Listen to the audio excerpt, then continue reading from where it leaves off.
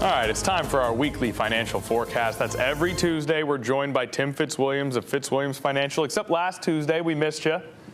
That's true. That's true. I was on vacation, but you had a good fill-in. Well-deserved vacation. We did have a good fill-in, and you're back now. We want to take full advantage here.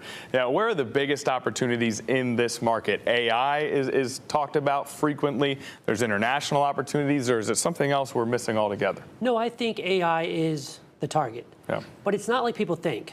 You know, we want to get away from the concept of just investing in the chip, but let's look at industries that are actually getting profits from the use of AI, that's becoming more effective, gaining more profit because they're using AI, and not so streamlined focused as, oh, let me just look at NVIDIA.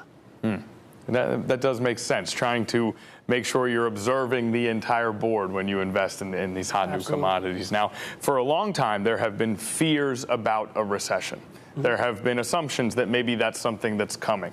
Now we have prices going up specifically due to the conflict in Iran. So people want to know, are we heading toward a slowdown or a recession? If so, how should they prepare? Right. And as I've been saying, our experts have shown this over and over.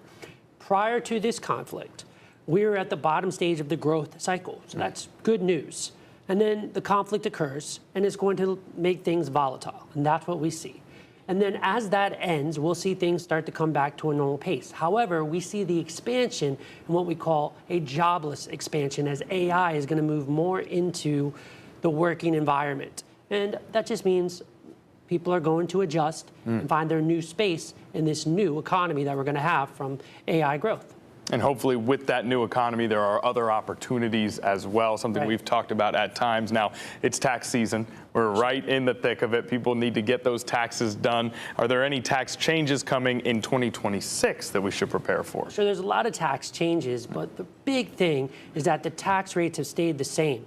So what that means, Connor, means taxes are on sale.